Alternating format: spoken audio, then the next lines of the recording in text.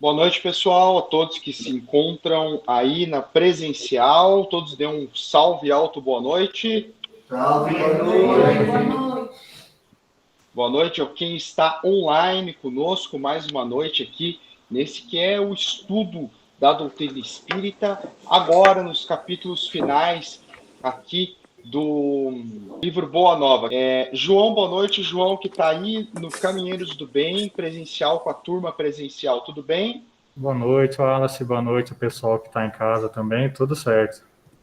Maravilha. Camila, a nossa técnica multimídia, está no momento já fazendo a nossa gravação ao vivo. Boa noite a todos que se encontram aqui. Tem várias pessoas chegando. A gente vai esperar mais um minutinho. Estamos aqui na reta final do livro Boa Nova. Iniciamos o livro aí um pouquinho antes da pandemia. Adentramos a pandemia e o livro Boa Nova nos auxiliou, né, de certa forma, a passarmos pela pandemia com um pouco mais de esperança, um pouco mais de oportunidade de reflexões e de estudos acerca da doutrina espírita. Ao finalizarmos o estudo na semana que vem desta obra, já na semana que vem anunciaremos o novo livro que iremos ter como base. Lembrando que você pode, a qualquer momento do estudo, mandar a sua questão, a sua pergunta, a sua colocação, clicando ali embaixo em mensagens na chamada e diretamente mandando a sua questão e a sua pergunta. Tudo bem? João, vamos esperar mais alguns minutinhos, um minuto, porém, a gente já anuncia ali para a gente começar. Apareceu uma ferramenta nova ali embaixo, se vocês observarem quem está no celular, com uma mãozinha, né? Nós não vamos utilizar essa mãozinha por enquanto. Você vai ver os 3 pontinhos do lado, que é o mensagens na chamada. E é dali que nós vamos nos comunicar. Você digita e no momento adequado a gente faz as perguntas. Ok, pessoal? Dúvidas aí, João? Tudo tranquilo? Pronto para a gente começar?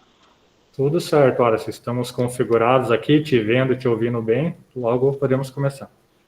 Maravilha! Na hora que der 8 horas e 4 minutos, lembrando que quem não pôde estar conosco na semana passada ou nos encontros anteriores pode nos ouvir pelo podcast do Spotify ou nos assistir também ali pelo canal do YouTube, onde a Camila carinhosamente nos compartilha nas redes sociais de forma online, né?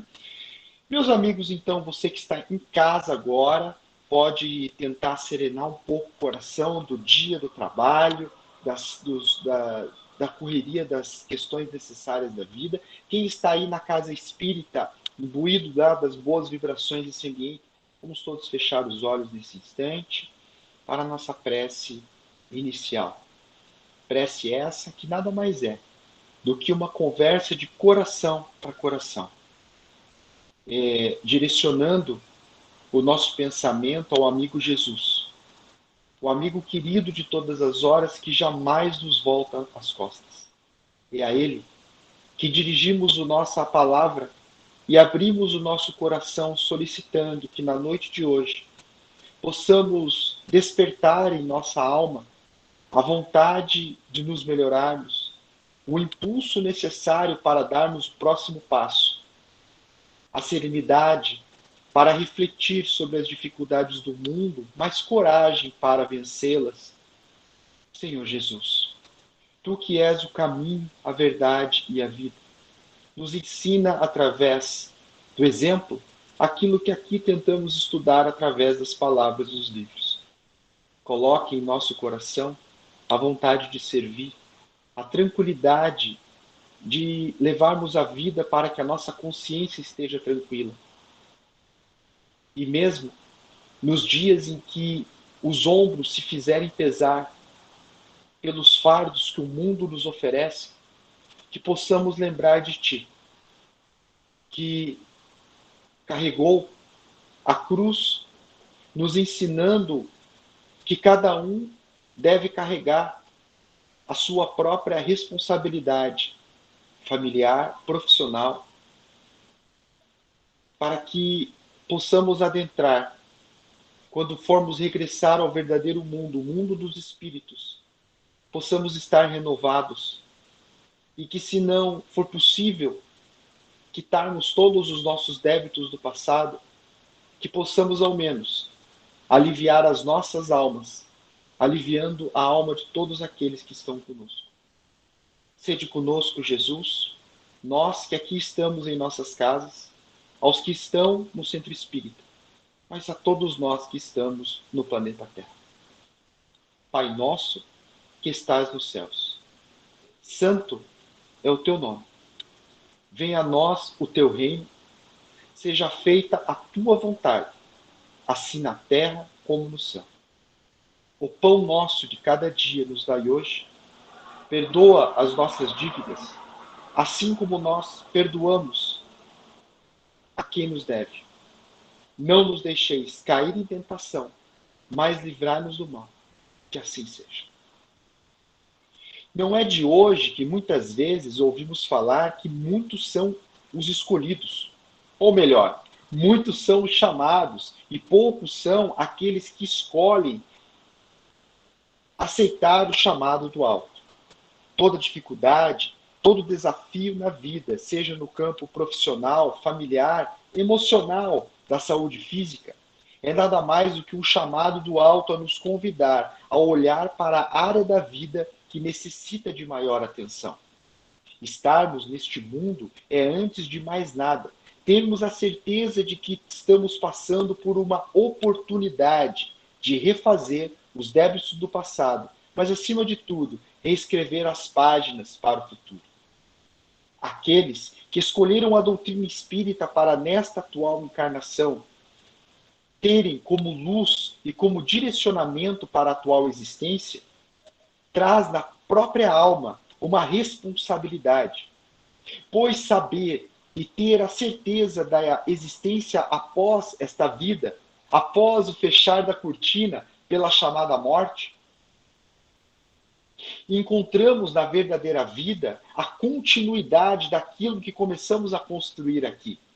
Se se trata de páginas desta vida, escritas com felicidade, otimismo, com um trabalho duro, fazendo com que a consciência esteja mais tranquila, certamente encontraremos do lado de lá uma tranquilidade, uma consciência mais tranquila. Se aqui plantamos sementes de azedume, de inveja, de trapaças, como diz a falsa lei que o mundo é dos espertos, encontraríamos do lado de lá, certamente, os frutos dolorosos da nossa desdita para com a lei divina.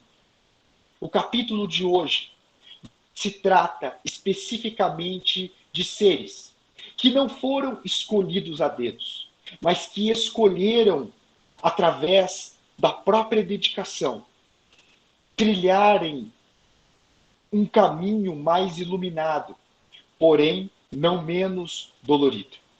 Aqueles que escolhem carregar a própria cruz, como falamos na peça e nos convida Jesus. A cruz da dificuldade, a cruz do esforço necessário, a cruz da solidão, a cruz da saudade de quem se ama. Quem não tem uma saudade verdadeira? Carregar a própria cruz é, antes de mais nada, escolher, enfrentar de forma resignada, tolerante e de gratidão, para adentrarmos a outra vida, se não ainda iniciarmos nessa uma vida mais tranquila. João, do que se trata o capítulo de hoje, depois dessa minha longa, porém otimista introdução? Legal, Wallace, achei muito curioso, claro que não por acaso, mas a tua própria prece já foi um resumo, já representa muito bem o capítulo de hoje, né, os 500 da Galileia.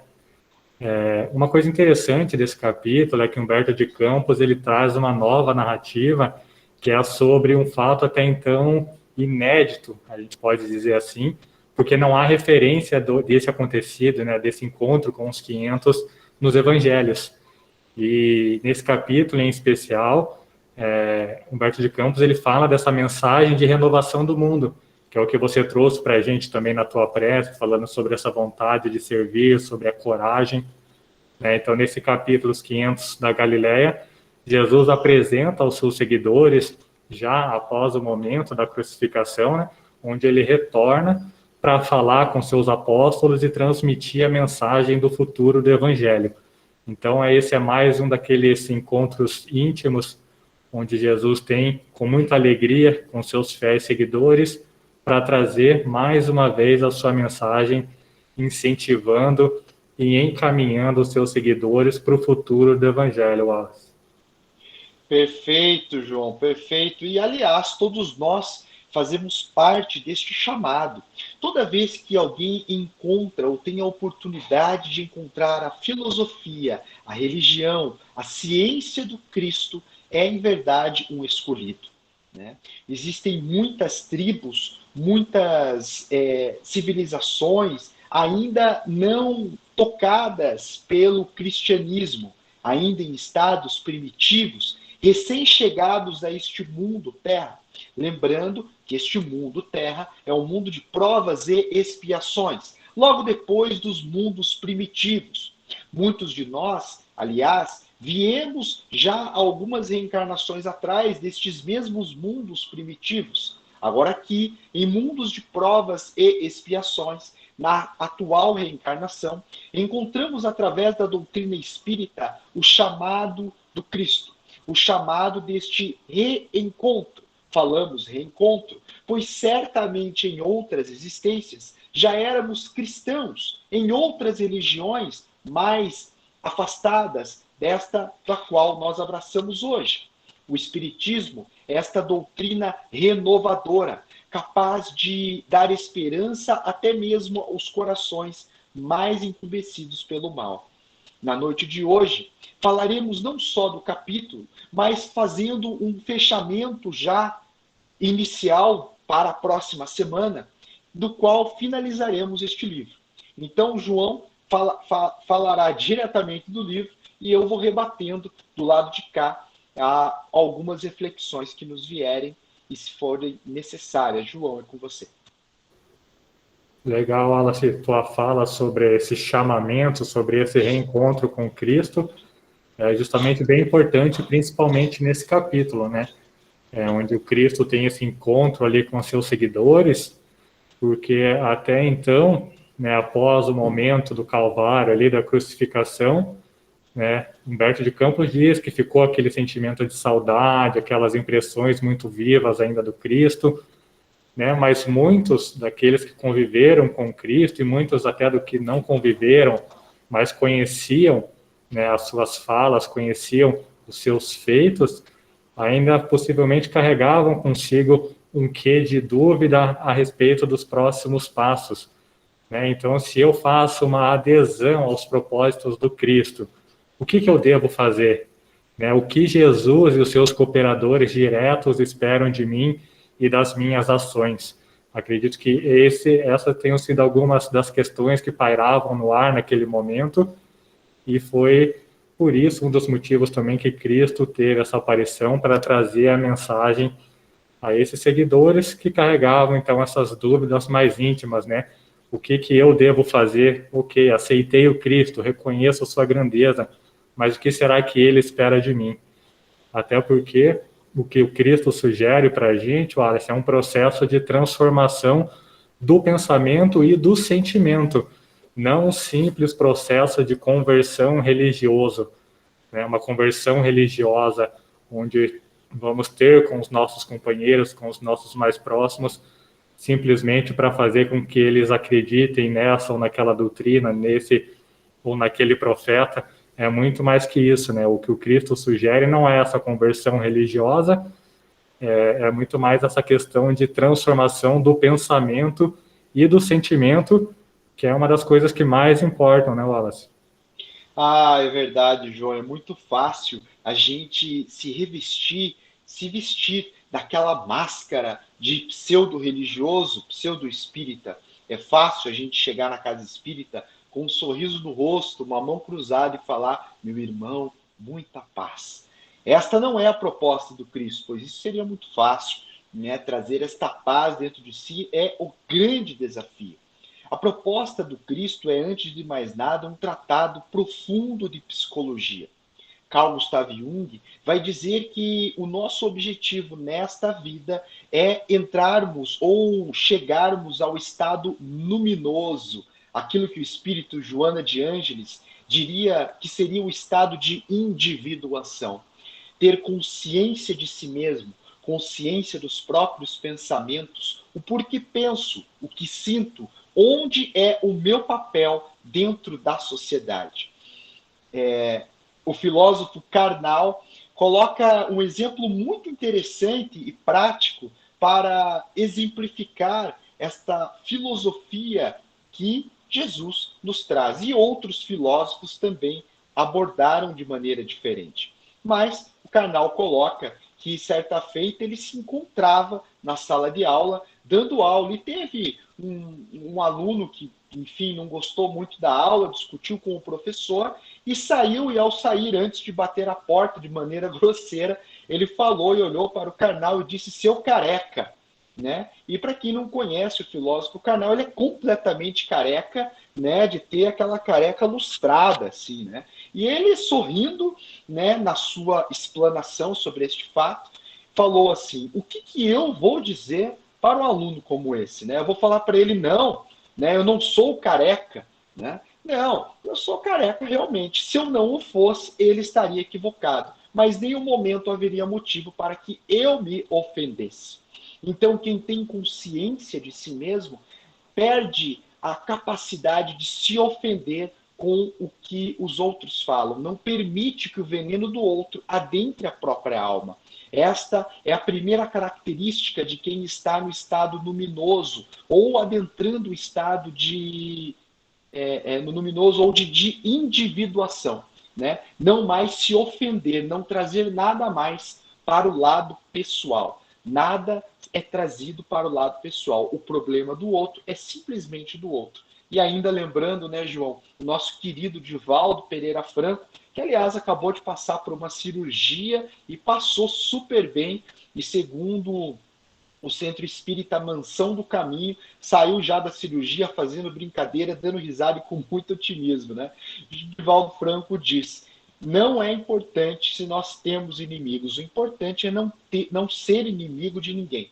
Se o outro não gosta da gente, o problema é do outro. Agora, se a gente não gosta de alguém, aí o problema é nosso, né, João? É verdade, Wallace. Assim como aqueles que, porventura, escolhem não aceitar um pedido de perdão nosso, né? Divaldo também fala: a nossa parte foi feita, né? Aí está do lado do outro aceitar ou não. E essa questão da ofensa, do melindre, ela é bem importante também, principalmente no Boa Nova, onde Humberto de Campos ele traz para a gente essa questão mais particular de cada apóstolo, de cada discípulo dele, né? Como a gente já viu aqui, a gente está agora no capítulo 29, mas desde o primeiro capítulo, Humberto de Campos ele vai permeando pelas questões mais particulares de cada discípulo, mostrando quais são as suas dúvidas, mostrando quais são os seus anseios, quais são mesmo até as suas dificuldades de compreender a mensagem do Cristo, e em muitos desses casos, os próprios discípulos, eles também apresentam esse melindre com algumas questões que eles não reconhecem. Então, é algo que o próprio Boa Nova traz para a gente. Uma outra coisa que eu achei verdade. Pode falar, Wallace. Perdão, João. Perdão. É interessante, João, complementando só a tua fala, sem querer te interromper, mas já interrompido, né? Talvez um dos pontos mais fantásticos que o livro Boa Nova, Humberto de Campos nos traz, é a humanidade dos cristãos. Né? Acima de tudo, dos discípulos, que por outras religiões são considerados pessoas santas, infalíveis, totalmente iluminados, mas que dentro da visão do espiritismo, e principalmente de uma visão histórica, que é a visão espírita, né? Uma visão científica, científico-histórica, a gente vai entender que todos os discípulos, embora estivessem imensamente bem intencionados, traziam dentro de si, assim como nós, inúmeras fraquezas e dificuldades. E isso nos torna mais próximos da proposta do Cristo. O Cristo não escolheu em momento algum, não é mesmo, João, pessoas perfeitas, iluminadas. Sim, pessoas simples, humildes e brutas. Afinal, Pedro acho que é um dos mais brutos que eu já tive a oportunidade de conhecer. Uma pessoa bruta, mas de coração imenso. Quantas pessoas você que está nos ouvindo hoje conhece, que são pessoas brutas, muitas vezes grosseiras, ou ainda pessoas que trocam os pés pelas mãos, como Judas, pessoas ainda que são muito apegados a matérias, como era Mateus, como eram outros discípulos em outras particularidades. Quantas pessoas você conhece assim, mas que no fundo querem fazer o seu melhor? A gente sempre comenta, né, João, que ninguém levanta de manhã, se espreguiça e depois de um belo café da manhã, ou um café preto para despertar a alma, né? A pessoa fala, hoje eu vou zoar, hoje eu vou fazer tudo errado, vou acabar com a vida, vou magoar as pessoas. Não. Todo mundo faz aquilo que lhe compete, faz o seu melhor e erra na maioria das vezes tentando acertar. E acerta dentro da própria capacidade. É isso aí, Wallace. Falando justamente de Pedro, aproveitando que você citou ele, é que eu gostaria de trazer a nova reflexão aí da continuidade do nosso capítulo, porque após ali o momento do Calvário, né, foi um momento ali onde o Simão Pedro e alguns outros apóstolos, então eles estavam retornando para as suas atividades, até a atividade de pesca lá em Cafarnaum. Então eles voltaram ali para os seus labores do dia a dia, porque eles tinham família para sustentar e tudo mais. E é interessante que Humberto de Campos traz para a gente que cada detalhe desse serviço que os apóstolos se tornavam a fazer sempre trazia uma recordação muito viva no tempo, uma recordação de Jesus, apresentando aí o que a gente trouxe agora, que é essa questão da humanidade dos discípulos, né? Então, até o Humberto de Campos, ele narra para a gente, né? As refeições ao ar livre lembravam o contentamento de Jesus ao partir o pão, o trabalho, quanto mais intenso, como que avivava a sua recomendação de bom ânimo, a noite silenciosa reclamava a sua bênção amiga. Então, tudo, cada detalhe, cada ação, cada atitude dos apóstolos trazia alguma recordação de um momento bom que eles tiveram com Cristo, de um dos ensinamentos dele. E o que a gente pode talvez tirar de reflexão aqui é justamente essa humildade, essa humanidade de Jesus, porque ele, né, Wallace, sendo o governador do nosso planeta, né, o chefe, o CEO da Terra, né, ele quando esteve aqui conosco, como Jesus, né, há 2000 anos, muito se esperava de um Messias que fosse revolucionário, que fosse fazer grandes mudanças, talvez pela força, né, pela guerra, ou até mesmo grandes milagres. Não que Jesus não tenha feito os milagres, né, mas todas as ações dele eram baseadas no amor, no carinho, na caridade. Então a gente vê Humberto de Campos narrando para a gente, né, que os discípulos tinham saudade desses momentos onde Jesus ficava feliz em partir o pão, é algo que vale muito a nossa reflexão, né, para a gente desde já, começar a observar de uma forma diferente que o Messias, ele veio realmente com outro propósito de tocar a nossa alma, de tocar o nosso coração, e a forma como ele demonstrou isso foi pelo exemplo, né? Foi repartindo pão, foi estando no mesmo barco que Simão Pedro, ajudando na pescaria, foi caminhando as margens do lago de Genezaré. Então, o que ele trouxe para a gente, ele conseguiu demonstrar em exemplos, são exemplos de caridade, de humildade e de amor, diferente do que muitos pensavam, e até hoje muitos pensam, né, Wallace, que essa grande revolução, o futuro do evangelho vai ser feito com uma revolução do dia para a noite, ou através das batalhas, o que não é verdade, né, Wallace? É verdade. E nesse momento aqui eu convido a todos a participarem aqui no chat conosco, quem está ao vivo aqui no Google Meet. Pai ali nos 3 pontinhos, coloca ali mensagem na chamada e responde para a gente alimentar aqui a nossa discussão e saber também a tua opinião nessa questão. Você já teve algum encontro com o Cristo? Qual foi o momento, se você teve, qual foi o momento que você sentiu Jesus perto de você? Seja uma coisa que aconteceu com você ou algo que você tenha visto. E eu, João, cito o exemplo, pois essa semana passada nós tivemos aqueles fatos que ocorreram, estão ocorrendo ainda, né, no Afeganistão, e teve uma imagem que me chamou muita atenção, uma foto, um vídeo na CNN, que é a cena de um bebê sendo entregue a um soldado americano que se encontrava do lado de dentro do aeroporto. A intenção dos pais, um bebê de fralda de poucos meses, era que aquele bebê fosse entregue para um soldado americano e fosse retirado do Afeganistão, né? Aquilo me emocionou profundamente, pois eu fiquei imaginando o nível de caridade, o nível de solidariedade para com o próprio filho de uma mãe ou de um pai que entrega a criança a um soldado desconhecido, sem saber muito bem ao certo o seu destino, mas acreditando que aquilo seria o melhor. Então ele prefere viver a dor da separação e da incerteza de que provavelmente nunca mais irá encontrar aquele filho, né? Mas acreditando que aquilo vai ser o melhor para ele. Então eu sofro aquela dor, acreditando que o meu filho vai ter um futuro melhor do que viver ali naquele país que agora, no momento, está sendo dominado ali novamente pelo Talibã. Né? E você, teve algum momento que você visualizou Cristo? Pois eu, naquele momento, João, que vi aquela cena, que me emocionei profundamente, fiquei imaginando as mãos do Cristo ali operando através de um soldado que pegou aquela criança, do outro, e quem sabe o destino que virá a ser aquela criança. E da mesma maneira, visualizei ali o Cristo consolando o coração daquele que por amor sacrificou a oportunidade de viver com o Filho amado. Olha, o pessoal já está começando a trazer as suas sugestões ali no chat, né? Muito emocionante realmente essa cena e é isso, enquanto você falava, essa cena foi realmente bastante impactante, né? Que mostra o amor de uma mãe e também, até porque não há fé, né?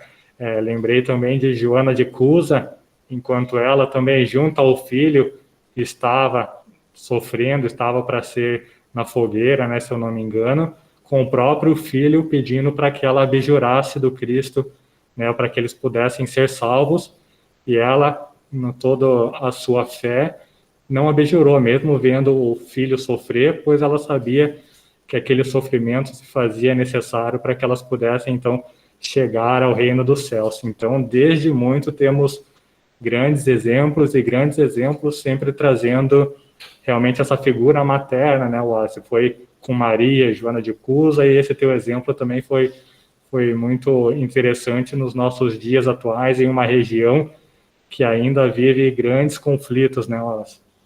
É verdade, lembrando que daquela mesma região será a personagem do nosso próximo e último encontro deste livro Boa Nova, antes de iniciarmos o novo livro que anunciaremos na semana que vem, né, João? Semana que vem falaremos de Maria, não é mesmo?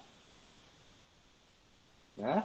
Falaremos de Maria na semana que vem, lá, oriundo daquele continente. E ainda, lembrando de Jesus, ainda você não respondeu ali no chat. Se você não respondeu, responda pra gente. Qual foi o momento que você encontrou o Cristo? Um momento de dor, um momento de alegria? Há pessoas que encontram o Cristo ao olhar uma paisagem. Outros encontram o Cristo como o exemplo também aí de Madre Teresa de Calcutá, ao descer de uma estação de trem, visualizou uma pessoa dizendo: eu tenho sede, dá-me de beber. E visualizou ali Jesus, em uma pessoa que necessitava. E mudou completamente a sua vida, né, João? Lembrando aí da história que ela era uma professora de inglês dentro de um convento na Índia, e a partir daquele momento ela viu que o trabalho dela deveria ser muito além do que ensinar inglês. E modificou aí toda uma cultura, né, João? Se quiser fazer algum comentário com isso, eu vou lendo aqui as respostas que estão sendo mandadas aqui no chat. É isso, Alisson. Acho que a gente consegue, em pequenas ações, em pequenos acontecimentos do dia a dia, a gente consegue enxergar a misericórdia divina, né? Até que próprio na nossa casa, nas atividades em que a gente desempenha aqui, são muitos os exemplos em onde a gente vê, né, consegue enxergar a ação desses benfeitores espirituais. E eu, particularmente, enxergo muito disso quando a gente vê irmãos chegando até a nossa casa aqui, carregando consigo muitas dores, sejam elas físicas ou suas aflições morais, suas angústias da alma, né, e poucas semanas depois, retornando ao nosso atendimento, já se apresentando aí de uma forma muito mais saudável, né? Até a gente pergunta, vez ou outra, de 1 a 10, como que você está se sentindo, né? E os irmãos nos respondem: nossa, hoje eu já estou 8, já estou 9. Então, são esses aí, não tem como a gente também não enxergar o exemplo de Deus e de Jesus. É verdade, João. E lembrando que essa conexão com o alto ocorre não somente na casa espírita, né, mas em qualquer templo religioso, onde lá estarão espíritos benevolentes, onde estiver a boa intenção de quem pede, estará lá os ouvidos solidários de quem ouve. E dentro da nossa casa é necessário a gente trazer o espiritismo, trazer Jesus para dentro do nosso lar, dentro do Evangelho no Lar. Se você não faz ainda o Evangelho no Lar, é o convite para que nós venhamos a fazer um momento de oração, sempre no mesmo dia, no mesmo horário, para que a equipe espiritual possam agendar no iPad, na agenda espiritual deles, do lado de lá, né, João? Para que possam sempre vir no mesmo horário e ali ler uma mensagem edificante, falarem de Jesus. O Antônio Reis, João, colocou aqui, ó. Certa feita, fiz a doação de um par de sapatos a um senhor que coletava latinhas ao lado da minha casa. Ele me agradeceu com um olhar tão carinhoso que creio que o Cristo estava ali. Ao me lembrar, me emociono muito.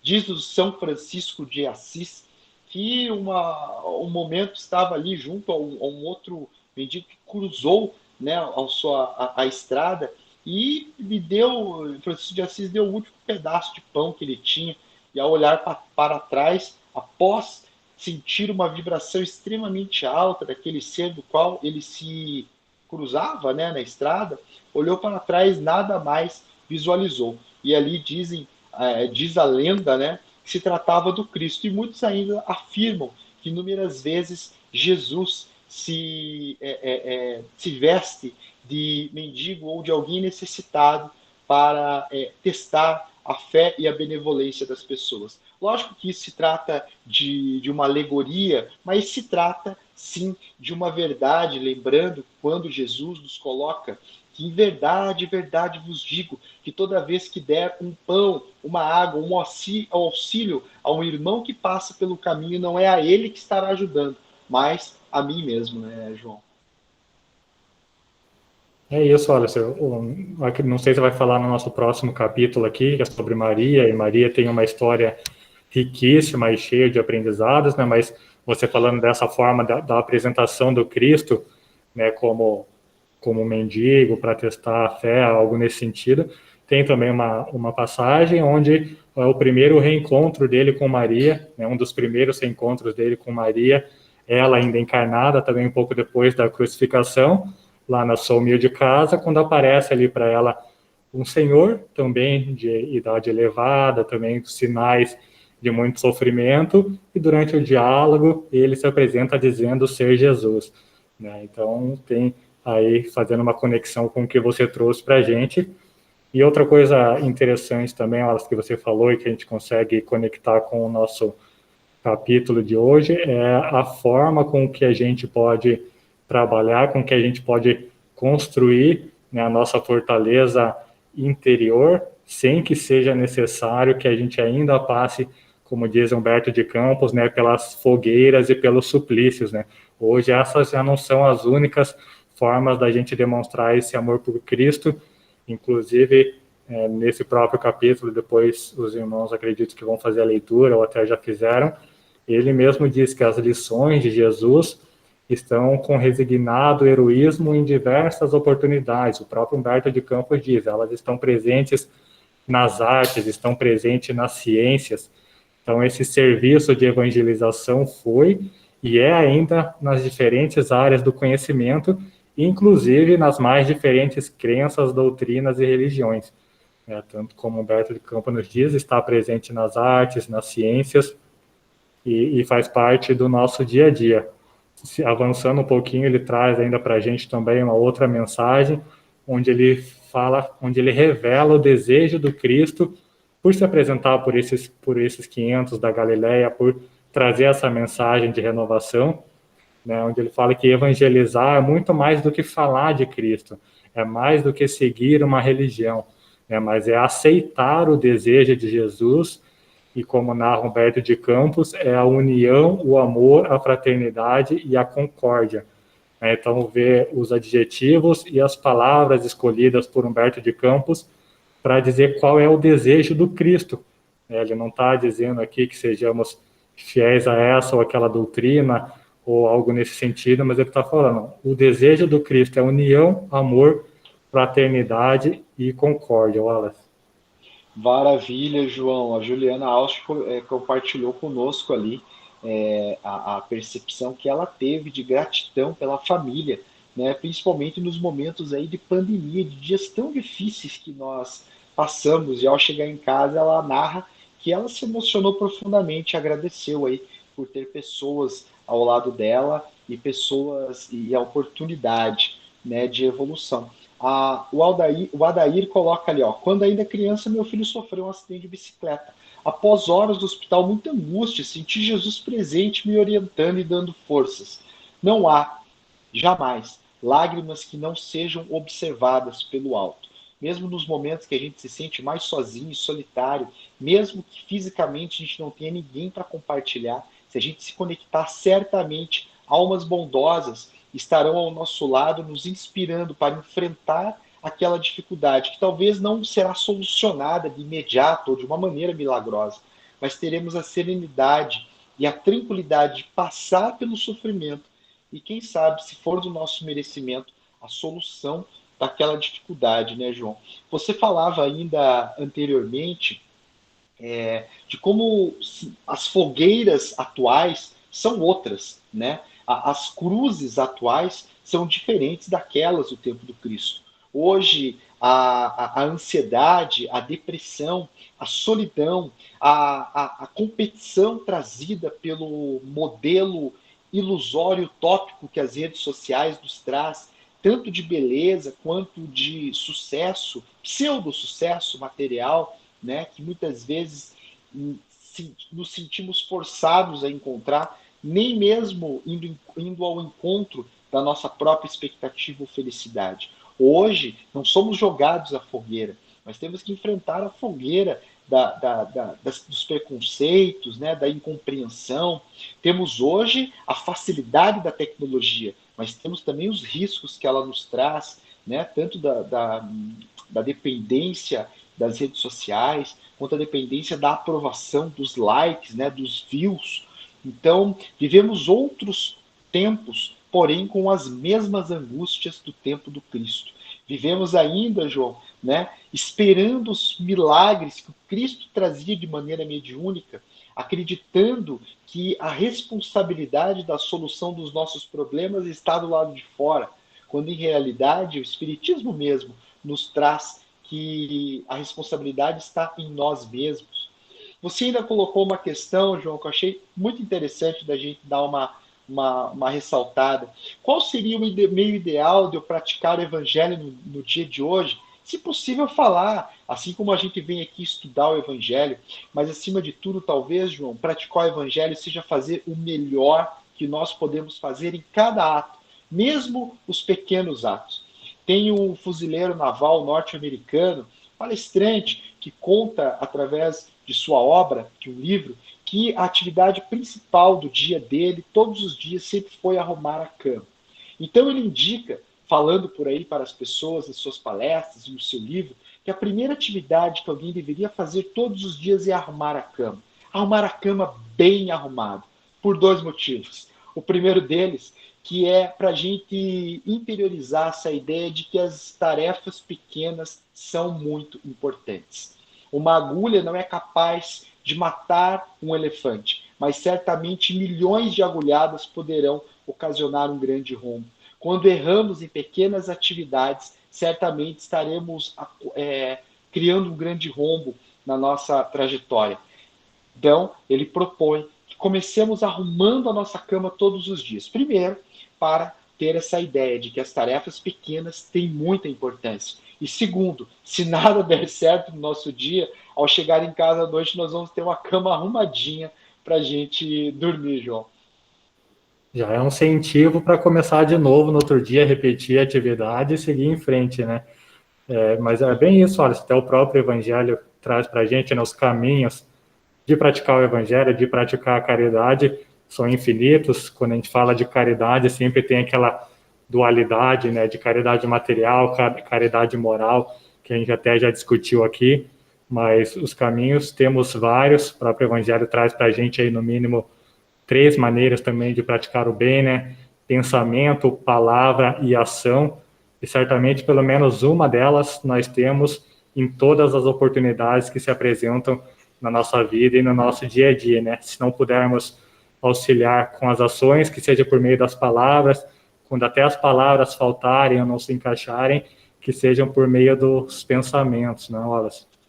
Ah, é verdade. Pensamento, palavra e ação. Essa tríplice aliança, trazida não só pelo Evangelho, mas por inúmeras religiões. E me lembro agora de Satya Sai Baba, né, na Índia, né, há alguns anos atrás, quando Divaldo Pereira Franco, inclusive, foi ao encontro desse Swami na Índia, um ser iluminado que esteve encarnado na Terra.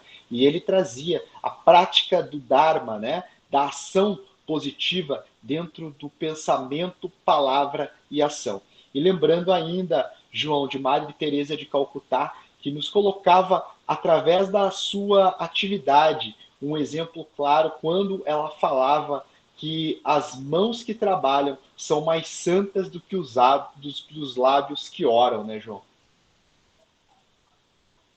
É verdade, Wallace. Isso encaixa mais uma vez também com o que a gente está estudando, esse é o nosso capítulo de hoje. Acho que já se encaminhando aí para o nosso encerramento, né, onde a gente consegue refletir sobre, como você disse lá na tua prece inicial, sobre a vontade de servir, sobre essa coragem, é que o Cristo também nos traz a mensagem aí no capítulo 29, onde ele nos diz que para que a gente possa entrar na posse do tesouro celestial, em muitas ocasiões a gente vai experimentar o martírio da cruz, o fel da ingratidão, a gente vai fazer parte desses conflitos permanentes com o mundo, enquanto o mundo é mundo, enquanto a Terra está vivendo esse processo de regeneração, vamos estar em conflito com as leis que muitas vezes nós não compreendemos, que nos aparecem ser egoístas, né? E eu acho que a reflexão é essa, né? Será que esse conflito ele vai permanecer até que o reino se estabeleça na Terra?